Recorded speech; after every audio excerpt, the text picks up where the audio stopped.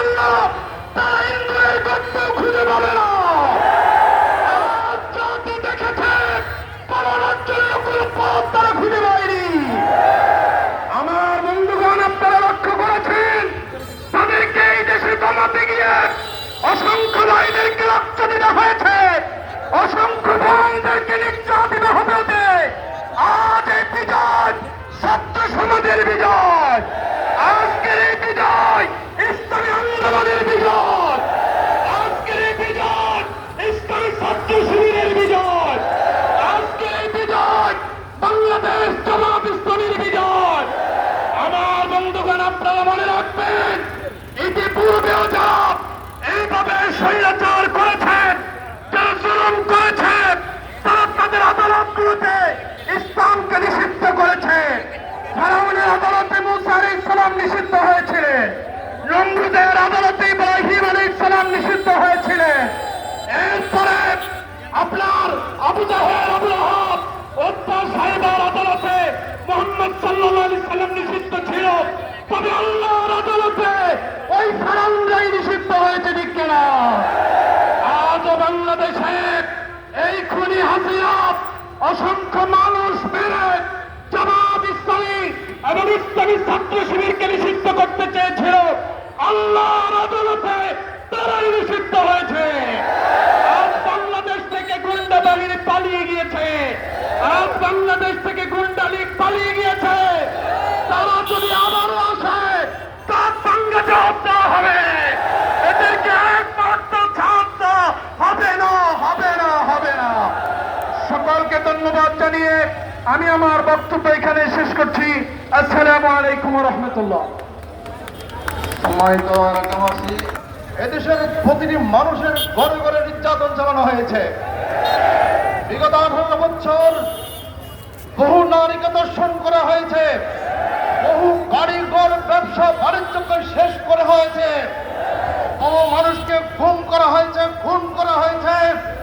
লক্ষ লক্ষ মানুষ বন্ধুত্ব বরণ করেছেন, লক্ষ লক্ষ মানুষ তারা বন্দী হয়ে বিনা কারণে বছর পর বছর তারা রুদ্ধ অবস্থায় ছিল। আল্লাহ সুবহানাহু ওয়া তাআলা আজকে মুক্ত আকাশে আমাদেরকে একত্রিত হওয়ার তৌফিক দান করেছেন। আমরা সেই জন্য আল্লাহর দরবারে শুকরিয়া আদায় করি, আলহামদুলিল্লাহ। আমি আপনাদের সাথে আর বেশি কথা বলবো না। সর্বশেষ কথা হচ্ছে ইসলামী ছাত্র শিবির আছে, এই কারণে আজকে বাংলাদেশে মুক্ত হয়েছে। বাংলাদেশ জামাত ইসলামী নামক একটি নিয়ামত সম্পন্ন ইসলামী সংগঠন বাংলার বুকে আছে বিদায় আজকে বাংলার মানুষ দ্বিতীয়বার স্বাধীনতা অর্জন করেছে। সেই ইসলামী ছাত্র শিবির, সেই বাংলার ইসলামী বাংলাদেশ জামাত ইসলামীকে সর্বস্তরের জনগণের কাছে আমি আহ্বান জানাই সহযোগিতা করার জন্য। কানে কাঁধ মিলিয়ে ইসলামী ছাত্র শিবির বাংলাদেশ জামাত ইসলামের সাথে কাজকর্ম চালিয়ে আরো কাজকে বেগবান করে এ দেশকে সুন্দর একটি দেশ গঠন করার সুযোগ দেওয়ার জন্য আমি সবিনয় সবার অনুরোধ করে আমি আমার কথা শেষ করলাম। আসসালামু আলাইকুম ওয়া রাহমাতুল্লাহি ওয়া বারাকাতুহু। বিজয়ের রক্তিম শুভেচ্ছা। আসসালামু আলাইকুম ওয়া রাহমাতুল্লাহ।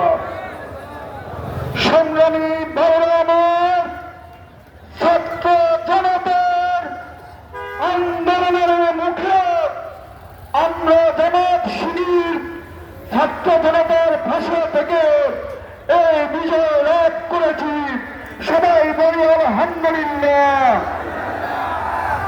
সংগ্রামী বন্ধুগণ, জনতা, আমরা গত 16-17 বছর নির্যাতনের শিকার হয়েছি। তারা বরণ করেছে অবশ্য ভাই, শাহাদাত বরণ করেছে আমাদের কেন্দ্রীয় নেতা, শাহাদাত বরণ করেছেন 1000 ছাত্র জনতা। আমরা এই রক্তের বৃথা যেতে কখনো দিব না, দিব না, দিব না। আমরা শুধু শুনেছি ওনারা কল করে ফোন করে বলতেন বাজারে আসবি না, ঘরে থাকবি না। কিন্তু আল্লাহর কি নিয়ামত, তারা আজকে দাগুন মিয়া ধুয়ে পালাইয়ে গেছে।